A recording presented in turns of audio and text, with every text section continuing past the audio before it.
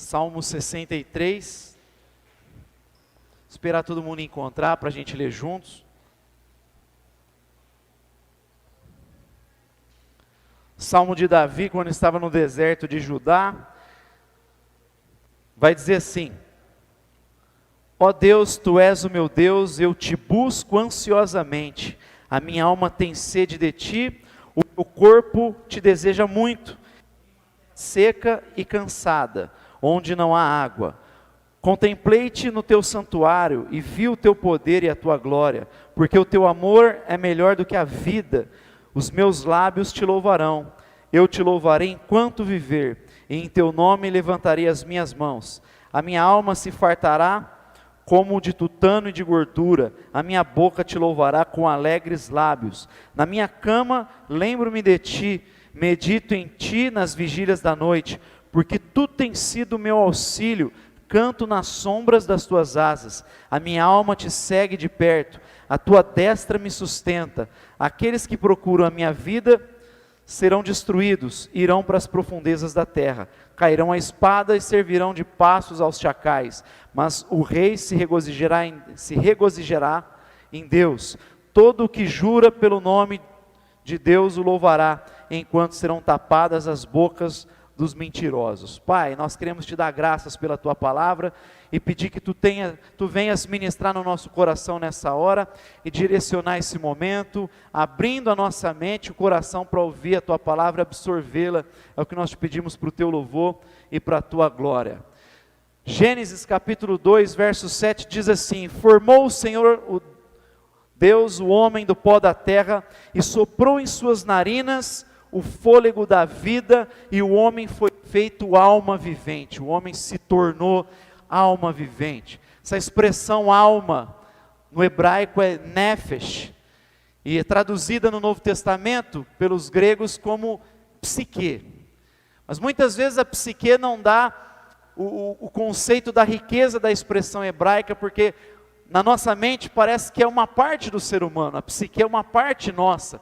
Enquanto quando a Bíblia traz nefesh, ela está querendo trazer uma definição do que é o ser humano.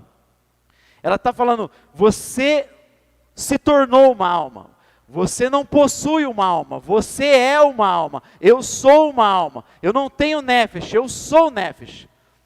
Essa expressão nefesh no Antigo Testamento, muitas vezes é aplicada para trazer a ideia de apetite, a ideia de fome. Então quando fala que nós nos tornamos nefesh, nós nos tornamos alma, ela está querendo dizer, nós nos tornamos apetite de Deus.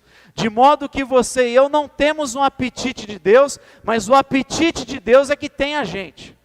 Nós não possuímos uma fome de Deus, é a fome de Deus que possui o ser humano. Nós temos fome de várias coisas e apetites de várias coisas, mas nós somos a fome de Deus. Nós nos tornamos esse apetite constante, um apetite ambulante de Deus. É isso que faz o homem se mover, é este anseio pelo eterno. Como diz o sábio em Eclesiastes 3:11, que Deus imprimiu a eternidade no coração do homem.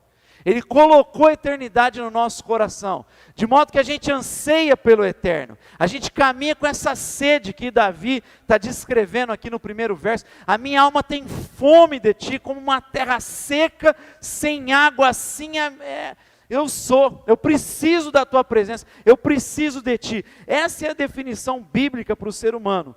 O ser humano se tornou alguém agitado, ansioso, alguém que está em movimento, a procura muitas vezes ele não sabe de quê, mas na verdade é a procura pelo eterno, é a procura por Deus. É baseado nessa definição antropológica que a Bíblia traz, que nós somos apetite. Ela fala, o que é o ser humano? A resposta bíblica, uma das respostas bíblicas é, o homem é fome, o homem é sede, o homem é apetite de Deus. Ele é esse apetite. Essa é uma das definições antropológicas para a pergunta o que é o ser humano. E aí, com base nesse conceito aí que a Bíblia apresenta do que é o homem, que Santo Agostinho faz aquela declaração que eu já repeti aqui várias vezes no púlpito, né? Fizeste-nos para Ti, a nossa alma anda inquieta. Ela anda agitada enquanto ela não descansa em Ti. Santo Agostinho captou essa verdade bíblica e na própria experiência dele, a gente vai ver daqui a pouco, ele percebeu que nós somos esse anseio e que só vai ser saciado, suprido, quando ele for projetado em Deus.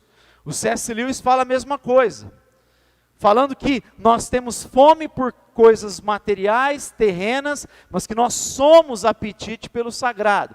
Ele diz, o pato tem desejo de nadar. Para isso existe na experiência terrena a água. O ser humano tem apetite de sexo. Para isso existe na experiência humana o casamento. Aí ele diz, mas se eu percebo em mim que existem desejos que nenhuma dessa experiência terrena é capaz de suprir, o sexo não é capaz de suprir esse apetite, os bens materiais não são capazes de suprir esse apetite, os livros não são capazes de suprir esse apetite, ele diz, então eu fui criado para um outro mundo, eu fui criado para uma outra realidade, eu fui criado e esse desejo existe para apontar para uma realidade maior, e aí ele defende inclusive a existência de Deus. Então a Bíblia define a gente dessa forma, como um ser desejante. O homem é um ser de desejos, de apetite, e que ele vai sempre canalizar, aliás, ele precisa canalizar esse apetite no eterno, porque por mais que ele tenta canalizar na natureza terrena, ele nunca vai conseguir ser saciado, e ele vai ficar pulando de experiência em experiência, de situações em situações, e ele nunca vai conseguir ser saciado se ele busca nessas coisas. Ele pode até às vezes usar a religião e Deus para buscar um apetite, satisfazer um apetite que mostra um coração deturpado. Ele não está buscando em Deus, ele está tentando usar Deus como meio, e aí a gente vai ver que este é o grande problema humano apresentado pela Bíblia, que é a primeira coisa que eu gostaria de destacar, que é o problema da idolatria.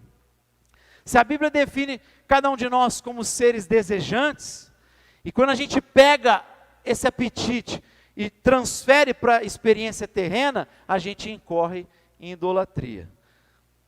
A gente pega esse desejo que temos por significado na vida, que ele vai descrever aqui nesse Salmo, versículo 3, versículo 5, versículo 8, porque o teu amor é melhor do que a vida, os meus lábios te louvarão, esse desejo pelo belo, pelo sagrado, ele está falando de apetite, aqui ele está colocando em Deus.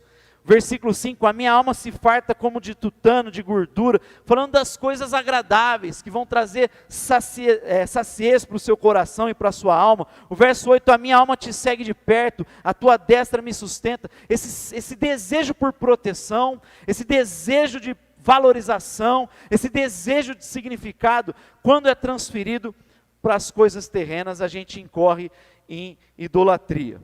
O teólogo James Smith, ele vai citar o seguinte, com base naquela declaração do Agostinho. Agostinho aponta a alternativa como o nosso coração foi criado para encontrar seu fim em Deus. Experimentaremos uma ansiedade aflitiva e um desassossego quando tentarmos amar algo que não seja Deus. Ser humano é ter um coração. É impossível não amar. Logo, a questão não é se você amará algo acima de tudo, mas o que você amará acima de tudo, e você é aquilo que você ama. Então a questão não é se você ama alguma coisa, porque você como ser humano sempre vai amar alguma coisa, você sempre vai desejar alguma coisa. A grande pergunta é o que é que você deseja? Aonde você está buscando preencher esse desejo, este anseio? Em qual experiência você está buscando satisfazer o seu coração? O pastor Tim Keller, ele define idolatria da seguinte forma: um ídolo é qualquer coisa que você olhe e diga no fundo do seu coração, se eu tiver isto, sentirei que minha vida tem um sentido, então saberei que tenho valor, estarei seguro e em posição de importância. Existem muitas formas de descrever esse tipo de relação com algo, mas talvez a melhor descrição seja a palavra adoração. Então a idolatria é você pegar algo e falar, nossa, isso traz um senso de significado para mim, de valor para mim. É isso que define idolatria, quando a gente projeta esses anseios que o salmista descreve aqui, no versículo 5, versículo 6, versículo 8, proteção, o desejo por valorização, o desejo pelo prazer, pelo belo, isso aí está no coração do homem. O desejo pela verdade, pelo belo, pelo correto, né? Os filósofos gregos inclusive falavam da verdade, do bom e do belo, da beleza. Isso aí tudo aponta para Deus. Agora a gente pode muitas vezes canalizar na experiência terrena e vai assim incorrer na idolatria que eles estão descrevendo aqui. O nosso coração muitas vezes ele pode ser enganado, ele pode ser enredado, ou por um amor a um ser humano, um amor pelo filho. Então você projeta todo o seu senso de significado, de valor, tudo aquilo que você, o seu maior desejo se torna o teu filho, o crescimento, ele se torna o seu ídolo.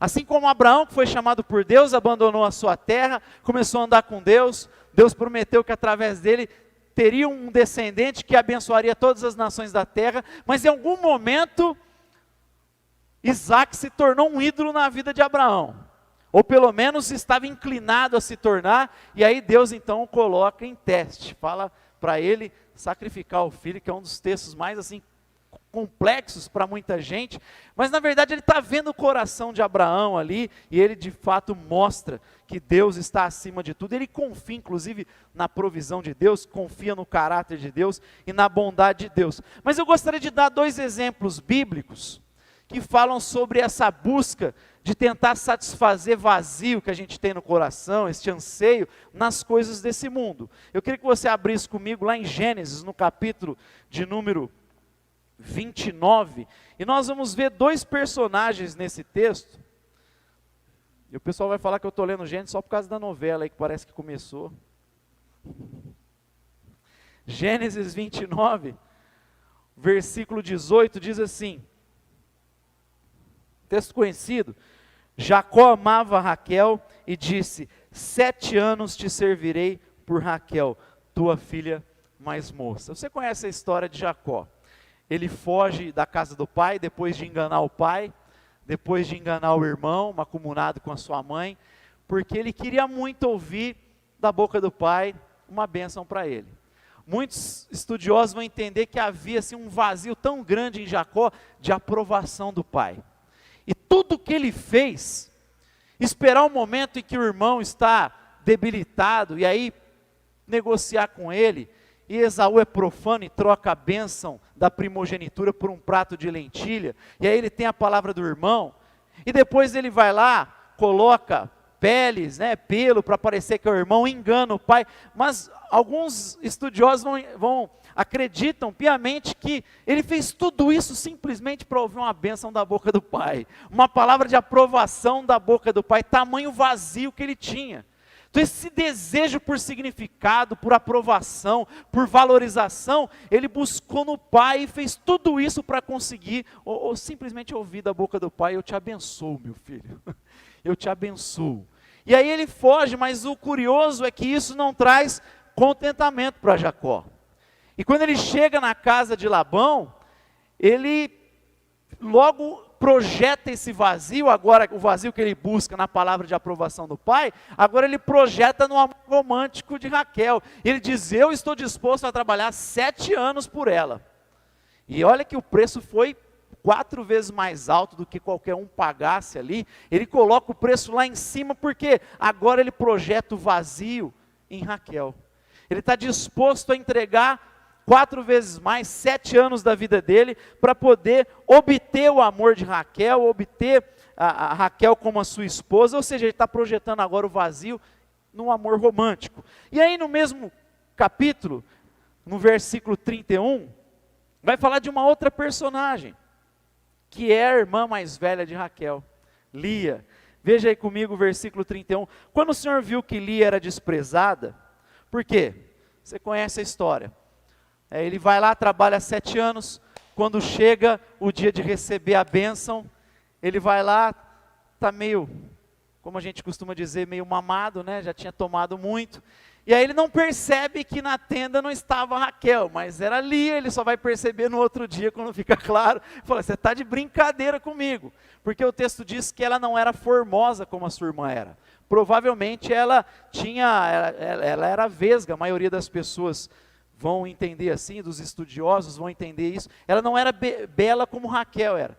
E aí ele se sente enganado pelo sogro. E aí ele vai falar com o sogro e ele fala, não, aqui a tradição é assim, primeiro você casa com a mais velha, para depois você ter a mais nova. E aí ele vai trabalhar mais alguns anos, mas como ele amava muito mais Raquel, então Lia era desprezada. E aí o Senhor vai lá e abençoa ela com um filho, porque o filho era uma grande bênção. Ele ia dar continuidade à história do seu pai, ao legado da família. E enquanto Raquel não tinha filho, Lia passa a ter filho. O Senhor abençoa ela. E aí diz assim, em versículo 32, concebeu Lia e deu à luz um filho, a quem chamou Ruben. Ruben, pois disse, certamente agora me amará o meu marido.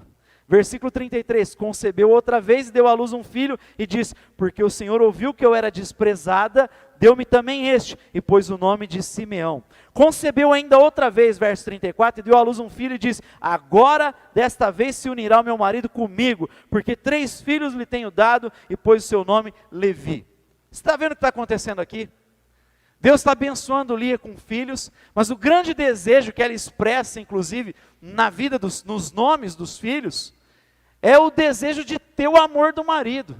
O vazio que Lia tinha, talvez por ser desprezada, por já ser vista como inferior dentro de casa, antes mesmo de ser dada a Jacó, esse vazio ela está transferindo em querer ter a atenção do marido, o amor do marido, e ela expressa esse anseio nos nomes que ela dá aos filhos.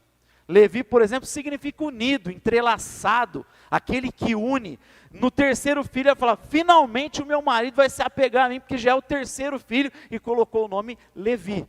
Os outros, agora ele vai me amar, agora eu vou ter o meu marido. Sempre ela está projetando o significado, o vazio que ela tem, no amor do marido. Então assim, a gente vê o grande mal de projetar esse vazio, esse senso de valor de proteção nos outros ou nas circunstâncias. O resultado vai ser sempre frustração. Sempre vai ser frustração. A gente meditou uns tempos atrás sobre o casamento, e uma das coisas que foi dito é que Paulo, quando escreve sobre a relação marido e mulher, ele fala a partir de pessoas que têm a consciência de que a fonte para essas coisas é Deus, é o sagrado. É gente cheia do Espírito Santo, é gente que sabe o endereço do posto de combustível. Então ela nunca vai projetar o vazio por aprovação, senso de valor, no marido ou na esposa. Porque só Deus pode trazer isso para o nosso coração. Então é um peso demasiado você colocar sobre o seu marido, ou sobre a sua esposa, ou sobre o seu filho, algo que só Deus pode dar para você. Você coloca um fardo demasiado sobre o outro, e o resultado vai ser sempre frustração. Você sempre vai ser frustrado, porque nunca vai corresponder à tua expectativa. Ele sempre vai te decepcionar, ela sempre vai te decepcionar. Olha ali, ela está projetando sempre ali no marido e ela não consegue, ela sempre se frustra. Provavelmente deve ter tido um monte de discussão aqui, um monte de briga nessa família. Porque por mais que ela deseja, ela não consegue obter esse senso de valor, de significado, e aí é só frustração atrás de frustração. A gente precisa lembrar que quando a Bíblia define idolatria, fala de adoração e tem a ver também com serviço. Você se torna um servo de quem você adora. Por isso que Jesus, quando fala de mamon, ele diz, vocês não podem servir a Deus e as riquezas. Todo ídolo se torna um Deus na nossa vida e a gente passa a servi-lo. A gente se torna um escravo dos ídolos. E a gente fica numa situação de vulnerabilidade, inclusive. Imagina aí os viciados em droga. Como eles ficam vulneráveis na mão de traficantes.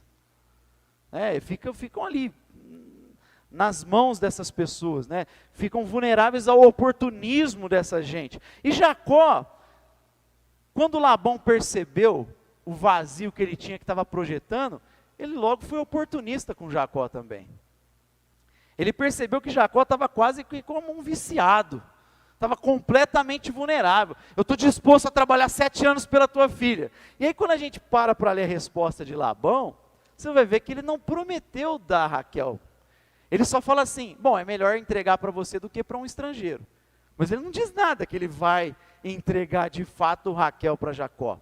Porque ele percebe que aquele que aquele vazio de Jacó e esse desespero de Jacó, que o tornou vulnerável, ele percebeu uma chance de resolver o problema com a filha mais velha.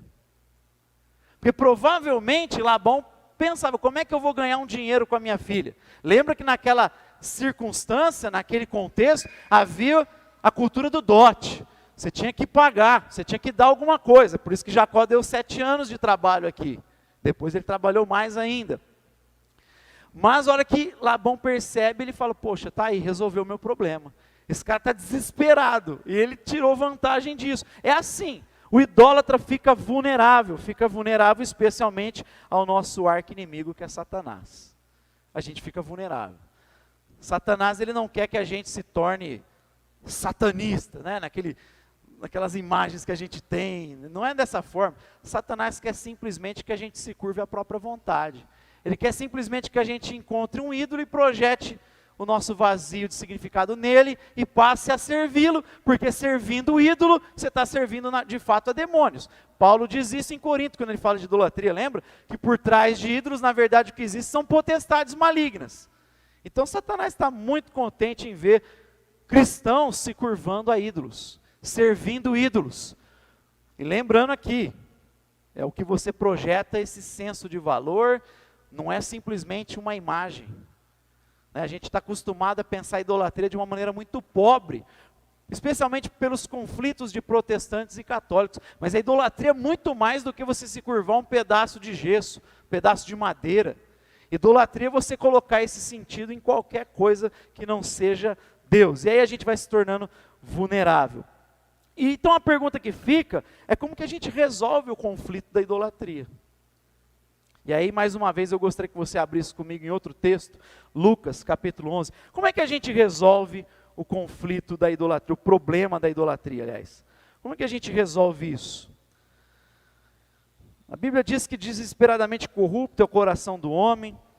A Bíblia diz que a gente tem essa inclinação a colocar o coração nas coisas passageiras. A gente é captado, enredado por essas coisas. Então, cristãos, vez por outra, a gente precisa sondar o coração, porque pode ser que existem ídolos aí, no mais profundo da nossa alma, que estão escondidos aí no nosso interior. E quando a gente percebe esses ídolos, não é simplesmente tirá-los. A gente pensa, pô, tá bom, eu reconheci que eu tenho um problema com determinada coisa, eu estou buscando nessas coisas, estou projetando a minha vida nessas coisas, procurando sentido nessas coisas. Alguns no dinheiro, outros em algum ente querido. Aí ele percebe isso, não é simplesmente arrancar isso. Olha o que o texto diz em Lucas 11, versículo 24 a 26. Quando o espírito imundo sai do homem, anda por lugares secos, buscando repouso, e não o acha. Então diz, tornarei para minha casa de onde saí. Chegando, acha varrida e adornada. Então vai e leva consigo outros 7 espíritos piores do que ele, e entrando habitam ali, e o último estado desse homem é pior do que o primeiro. Qual que é o grande problema que Jesus está dizendo aqui? Ele fala de um valente que chega, um mais valente, amarra aquele que estava ali naquela casa, e a figura ali é Jesus, amarrando aquele valente, aquela potestade, mas ele diz, ficando aquela casa vazia. O grande problema é a gente deixar a casa vazia. Quando aquele espírito imundo volta para aquela casa, ele encontrou ela como? Arrumada, vazia. Então tem muita gente que tem uma experiência legal, boa com Deus, mas ele simplesmente arranca essas coisas, mas não preenche o coração com o que precisa ser preenchido. E aí esse espírito volta e encontra a casa vazia. O grande problema então, não é a gente simplesmente esvaziar os ídolos, mas é a gente substituir. No lugar do ídolo, a gente tem que colocar Deus. No lugar do ídolo, a nossa vida precisa ser preenchida pelo próprio Deus. Não é simplesmente identificar um ídolo lá. Não é simplesmente perceber que de repente você tem amor ao dinheiro, que você tem amor a alguma pessoa. Não é simplesmente perceber essas coisas, mas além disso, é substituir por Deus. É permitir que Cristo reine de maneira absoluta no seu coração, e eu permitir que Ele reine no meu coração. É o que aconteceu com Jacó.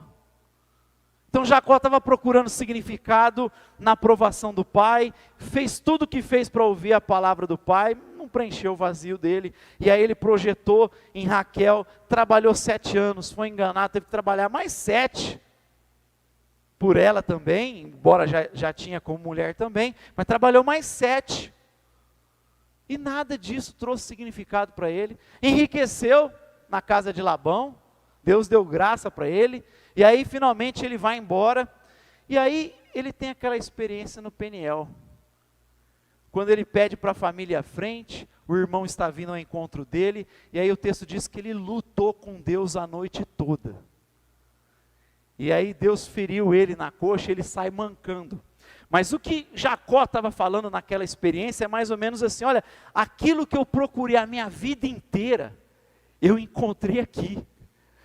Ele está se encontrando com o próprio Deus ali. É um lugar de encontro com Deus, de encontro com o sagrado. E quando Jacó fala assim, eu não vou sair daqui enquanto você não me abençoar, ele não está usando Deus como um meio para alcançar um fim. Ele está dizendo, esse vazio que eu tinha no coração, que eu procurei preencher com meu pai, que eu procurei preencher com Raquel, eu encontrei em ti. E eu não vou sair daqui enquanto eu não for preenchido por isso, mesmo que eu tiver que morrer, isso é o que eu tenho de maior valor, é isso que eu quero para a minha vida. É isso que Jacó está falando em Peniel. O vazio que ele procurou preencher, ele agora encontrou em Deus e falou, nem que eu tiver que morrer, mas eu quero a tua bênção. É isso que eu estava procurando. Santo Agostinho, no final de Confissões, quase lá, caminhando para o final do livro, ele vai dizer, tarde vos amei, ó beleza antiga e tão nova, habitavas dentro de mim, e eu lá fora a procurar.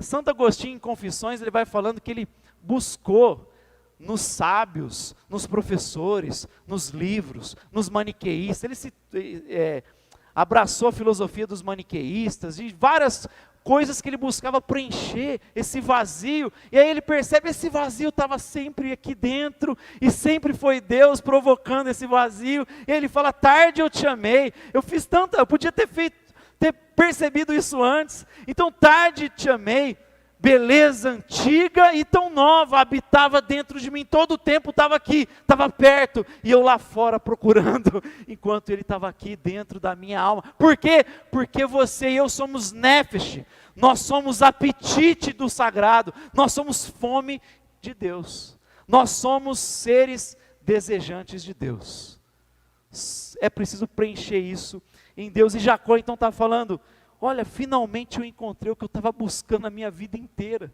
Eu não sabia, era isso que eu estava procurando a vida inteira. É a tua bênção, é a tua presença, é isso que eu quero. E aí, a gente vai ver que é o que faz toda a diferença. Ele está substituindo agora. É Deus que está reinando no coração de Jacó. E a mesma coisa acontece com Lia. A gente leu o versículo 29, lemos o 31, ela fala, Deus vai lá, vê que ela é rejeitada, dá um filho para ela, e ela fala, agora o meu marido vai me amar, porque ela está procurando no marido. Aí ela põe o nome de Rúben. Aí depois Deus dá outro filho, não, agora o meu marido eu vou ter aprovação, eu vou ser respeitada por ele, agora eu vou ser valorizada por ele, porque eu tenho outro filho, pôs o nome de Simeão. Depois eu vou pôr o nome de Levi, porque finalmente eu vou ter a atenção dele, eu vou ter o amor dele, ele vai preencher esse vazio na minha alma. Mas olha o que acontece no versículo de número 35. De novo concebeu e deu à luz um filho, e disse, esta vez louvarei ao Senhor, e pôs o nome de Judá. Você viu o que está acontecendo aqui? Lia está substituindo, ela está tirando o ídolo, e agora, dessa vez eu louvarei ao Senhor. Dessa vez eu não vou ficar procurando preencher no meu marido. Não é a atenção dele que vai preencher esse vazio. O que vai resolver esse apetite que eu tenho é Deus. Então dessa vez eu louvarei o nome do Senhor, e o meu filho será chamado Judá. E eu te falo, quem veio de Judá? Quem é o leão da tribo de Judá? Você percebe que Deus traz a bênção do mundo, não através da Raquel amada, mas através da Lia desprezada. Como Deus gosta de fazer umas coisas assim na vida humana, na história humana. De pegar o desprezado, de pegar aquele que para o mundo nada é, para confundir aqueles que pensam que são alguma coisa. Pega aqueles que aos olhos do mundo são insignificantes, para mostrar que eles são valiosos, porque valem o sangue de Cristo Jesus. Depois que ela fala, agora eu vou chamar de Judá, e eu vou louvar o nome do Senhor, não mais vou buscar no meu marido, eu vou buscar em Deus, e através dele que vem Cristo Jesus, que vai abençoar o mundo todo. Deus faz isso. Quando ela percebe, ela muda, ela está substituindo o ídolo pela presença de Deus. E gente, é isso que Davi está falando, é isso que está acontecendo com Davi no Salmo 63. Somente um homem que busca ser preenchido por Deus, pode passar e ficar de pé como Davi ficou. Porque a gente leu aqui, eu li o subtítulo do Salmo, que fala, foi no deserto de Judá, enquanto esteve no deserto de Judá. Provavelmente esse salmo foi cantado, escrito por Davi, quando ele estava fugindo do seu filho Absalão. Absalão estava perseguindo o pai para matá-lo. Se você lembra da história de Absalão, ele tinha muita raiva porque Davi não tinha feito nada com o seu meio-irmão que estuprou a sua irmã. E aí Davi não faz coisa alguma. Então, passado algum tempo, Absalão mata o irmão, o meio-irmão. E depois ele foge. E Davi não chama, não faz coisa alguma, e foi criando um ódio no coração de Absalão, e Satanás vai colocando gente no caminho de Absalão, que vai cada vez mais alimentando o ódio no coração dele, até que um dos conselheiros malignos diz, olha, o que o teu pai fez com a minha neta escondida, Batseba, faz com as mulheres dele no terraço do palácio. Expõe a podridão e a vergonha para a nação inteira. E aí Absalão faz exatamente isso. E depois ele levanta um motim e começa a perseguir Davi. Davi está fugindo do filho. Gente, olha, está sendo perseguido pelo filho. A vergonha foi exposta para a nação inteira. Uma depravação, uma orgia para a nação inteira assistir. O poder dele ameaçado como rei, e mesmo assim, ele está declarando que o Senhor é o seu bem supremo. A minha alma tem sede de ti, o meu coração anseia por ti, como uma terra seca eu quero a tua presença, tu és o meu maior valor, tudo que eu tenho, é tudo que eu possuo. Só alguém que tem Deus como seu bem supremo, pode fazer uma declaração dessa, pode passar por tudo isso. Olha que circunstância difícil, e mesmo assim Davi tem espaço para louvar a Deus, o nome do Senhor. Se o seu filho fosse o seu ídolo, ele estaria aqui arruinado. Se Absalão fosse um ídolo de Davi, ele estava arrasado nessa hora. Meu filho querendo me matar, ele estava arruinado. Se a imagem dele religiosa, a reputação dele fosse o ídolo dele, ele também estava aqui ou cheio de ódio, ou temeroso, porque a vergonha foi exposta. Ele foi desnudado na frente da nação inteira. Se o poder fosse o ídolo de Davi, ele estava agora também ou com raiva, ou ele estava amedrontado porque ele ia perder o reino, ele ia perder o poder, ele ia perder a influência. Mas nem o poder é ídolo de Davi, nem o filho é ídolo de Davi, nem a reputação são ídolos para Davi. Deus é o Senhor supremo, o bem supremo da vida de Davi. Ele é tudo que Davi tem, por isso ele tem espaço para louvar. Ele ama verdadeiramente o Senhor, e só isso pode mantê-lo, como eu falei, de pé. Só tendo Deus como bem supremo da nossa vida, que a nossa caminhada pode ser livre das frustrações. Porque você só se frustra porque projeta expectativa demasiada. Só tendo Deus como bem supremo da nossa vida, a gente caminha em segurança, a gente caminha apesar das dificuldades, porque a gente vai ser livre da ilusão que a idolatria traz. A gente não vai estar projetando em ninguém significado. E aí a gente não apenas vai ter Deus como nosso bem supremo, mas o próprio Deus vai ter a gente. E só Deus sabe o que é melhor para cada um de nós. Deus vai conseguir nos conduzir e nos guiar. Amém? Eu queria concluir, até pedir para o Everton, se ele puder vir aqui para frente, queria concluir com um devocional que a gente fez alguns meses, que a gente estava passando para os irmãos, que é lá em Mateus capítulo 26, você não precisa abrir, mas só queria lembrar as 3 experiências que ocorreram lá naquele capítulo. A gente vê 3 tipos de ações para com Jesus diferentes ali. Você tem uma ação dos fariseus, dos religiosos, você tem uma ação de Judas Iscariotes, e você tem uma ação de Maria, irmã de Marta. Os religiosos, eles têm inveja de Jesus. Eles têm ódio de Jesus.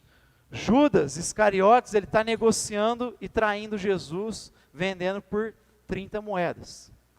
E Maria vai lá, pega um perfume caro, que custou 1 ano de trabalho, e ela derrama esse perfume aos pés de Jesus.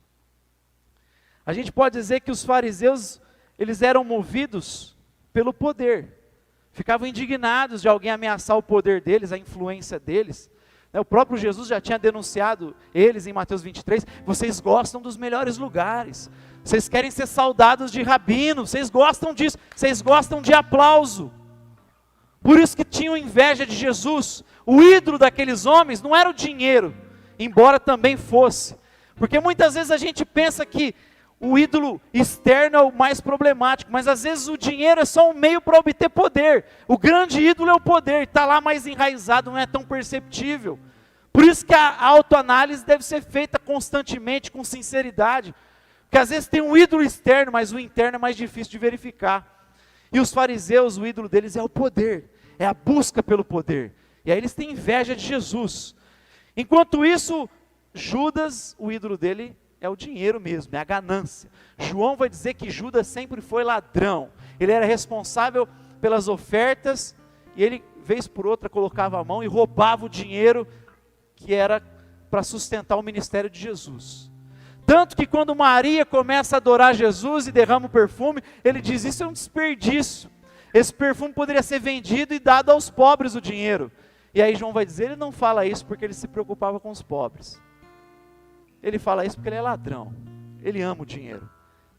2 ações, mas tem a terceira de Maria, que ela adora, que ela se coloca aos pés de Jesus. Por que alguém que se diz seguidor de Deus, como os fariseus, podem ser capazes de andar movidos pela inveja? Por que alguém que caminhou com Jesus 3 anos pode caminhar movido pela ganância? E por que Maria, qual que era o segredo, o que diferenciou tanto Maria desses 2 homens, desses 2 grupos? Ora, a gente pode dizer que Maria era uma pessoa que aprendeu a estar aos pés de Jesus. Se tem uma coisa que é repetida sobre Maria, ela estava aos pés de Jesus. Ela estava aos pés de Jesus aprendendo enquanto ele ensinava, e a sua irmã Marta, agitada com as coisas da vida, e ela fala para Jesus, você não se importa com a minha irmã? Ele fala, olha, eu não vou tirar a melhor parte dela. Ela escolheu a melhor parte. Ela está aos meus pés, se alimentando da minha palavra. Quando o irmão morre, no meio da dor, o que ela faz? Ela ouve, Marta falou, o mestre está aí, o que ela faz? Ela se coloca aos pés de Jesus e o adora. Diz inclusive que o Espírito de Jesus é agitado. Na hora da dificuldade, ela se coloca aos pés de Jesus. E agora, antes da morte de Cristo, ela está aos pés dele de novo, adorando. Meu irmão, não tem lugar melhor para estar do que nos pés de Jesus. Nós precisamos constantemente estar aos pés do nosso Senhor, colocar nossa vida diante dele. Se tem frustração nas nossas vidas, é porque a gente não está se colocando aos pés de Jesus. Se você anda agitado, ansioso, e fica procurando experiência, atrás de experiência, é porque você está deixando de se colocar no lugar melhor para se estar. É aos pés de Jesus. Eu queria te convidar nessa noite para se colocar aos pés dele nessa hora. Amém?